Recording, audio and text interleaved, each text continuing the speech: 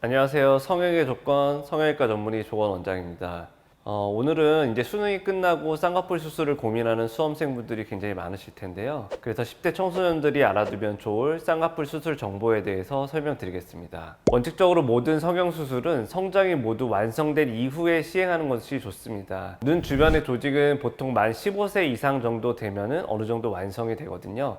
한국 나이로 치면 중학교 한 2, 3학년 정도? 그래서 그 이후가 지난 후부터는 쌍꺼풀 수술이 가능하다 이렇게 말씀드릴 수 있고요. 하지만 저는 환자분들이 오시면 되도록이면 수능이 끝나고 수술을 진행하라고 이렇게 말씀을 드립니다. 그 이후로 첫 번째로는 사람마다 이렇게 성장 속도가 조금씩 다를 수 있고요. 경험상 보면은 아직은 피부가 조금 더 타이트하고 질기기 때문에 흉터가 조금 더 남거나 쌍꺼풀이 조금 더 잘 풀리는 경향이 있습니다.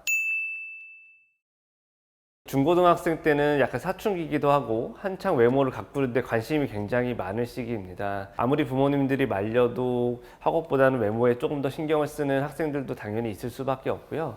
이런 경우는 보통 부모님들이 수술을 해달라고 자녀분을 데리고 오시는 경우들이 있습니다. 그래서 이런 특수한 경우에는 좀 더 어린 나이여도 수술을 진행해 드리고 학업에 조금 더 전념할 수 있도록 도와드린 경우는 있습니다. 법적으로 미성년자의 경우는 부모님이 동의가 반드시 필요합니다. 아무리 혼자 오셔서 수술을 원하고 상담을 하셨다 하더라도 부모님의 동의 없이는 수술을 진행할 수가 없습니다. 저도 딸이 2명 있는데요. 안타깝게도 둘 다 쌍꺼풀이 없습니다. 제 눈에는 충분히 아름다워 보이는 학생들도 다른 친구들의 눈을 의식하거나 타인의 시선 때문에 굉장히 수술을 좀 빨리 하고 싶어 하는 경우들이 많거든요. 근데 하지만 제 딸들이 이렇게 얘기한다면 되도록이면 지금도 충분히 아름답다고 얘기해주고 성인이 된 이후에 해주겠다 이렇게 설득할 것 같습니다.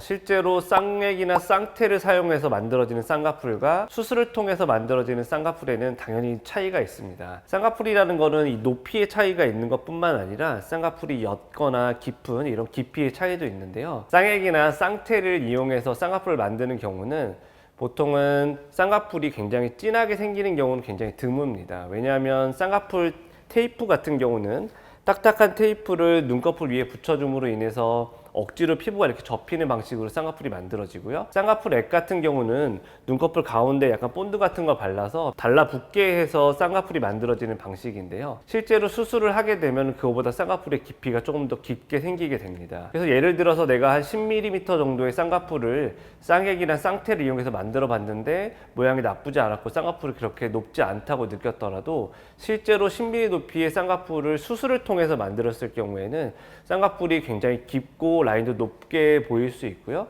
그로 인해서 소세지 같은 부자연스러운 눈 모양이 될 수도 있습니다. 그렇기 때문에 쌍액 쌍테를 해서 만들었던 쌍꺼풀과 실제는 다를 수 있다. 그래서 꼭 병원에 와서 상담을 해보시는 게 중요하다 생각합니다. 꼭 그렇진 않습니다. 너무 반복적으로 오랫동안 쌍액이나 쌍테를 사용해서 피부가 늘어져 있다거나 주름이 많아지는 경우 혹은 피부가 굉장히 두꺼워지는 경우 이런 경우는 절개 쌍꺼풀 수술이 필요할 수 있는데요. 그렇지 않은 경우라면 환자분 케이스에 따라서 자연유착이나 매몰법, 흔히 얘기하는 비절개법으로도 얼마든지 수술을 진행할 수 있습니다. 유튜브 같은 데 많이 찾아보시면 쌍액 쌍테를 쓰지 말라고 권하는 경우들이 굉장히 많은데요. 이렇게 말씀드리는 이유는 너무 오랜 기간 반복적으로 썼을 때 이렇게 클렌징을 하는 과정에서 피부를 많이 문지르게 되고 그로 인해서 주름이 많아지거나 피부가 두꺼워지는, 그리고 쌍액이나 쌍테라는 게 좋은 성분의 물질로 만들어지는 건 아니거든요. 공업용으로 쓰는 페인트나 도료, 접착제, 본드 같은 그런 성분으로 이루어져 있기 때문에 반복적으로 오래 사용하게 되면 알러지가 생기거나 피부가 굉장히 두꺼워질 수 있습니다. 그래서 결론적으로 말씀드리면 쌍액이랑 쌍테를 사용하는 것 자체는 나쁘진 않습니다. 우리가 쌍꺼풀 수술을 하기 전에 내가 쌍꺼풀을 수술을 했을 때 과연 어떤 모습일지 굉장히 궁금할 수 있는데요. 실제로 수술과 쌍액 쌍테의 모습이 똑같지는 않지만 대략적인 느낌은 볼 수 있기 때문에 내가 미리 수술 전에 시뮬레이션 해볼 수 있는 효과는 가질 수 있습니다. 그래서 가끔씩 이렇게 내가 특별한 이벤트가 있을 때 사용하는 것은 나쁘지 않다고 말씀드립니다. 네, 가져오시면 도움이 됩니다. 다만 내가 아이린이나 제니 같은 연예인 사진을 가져와서 이렇게 똑같이 만들어 주세요, 이렇게 말씀드렸을 때 당연히 똑같이 만들 수 있는 건 아닙니다. 사람마다 안구의 돌출 정도라든지 피부 두께, 그리고 근육의 두께, 지방량, 눈을 뜨는 힘의 차이, 이 모든 것들이 다 다르기 때문에 사람에 따라서 똑같은 높이의 쌍꺼풀을 똑같은 방법으로 시행했다 하더라도 모습은 다 천차만별로 나올 수밖에 없고요. 다만 사진을 가져오시면 환자분이 어떤 느낌의 쌍꺼풀을 좋아하는지를 제가 좀 더 명확하게 판단할 수 있기 때문에 사진을 가져오시는 것은 언제든지 환영합니다.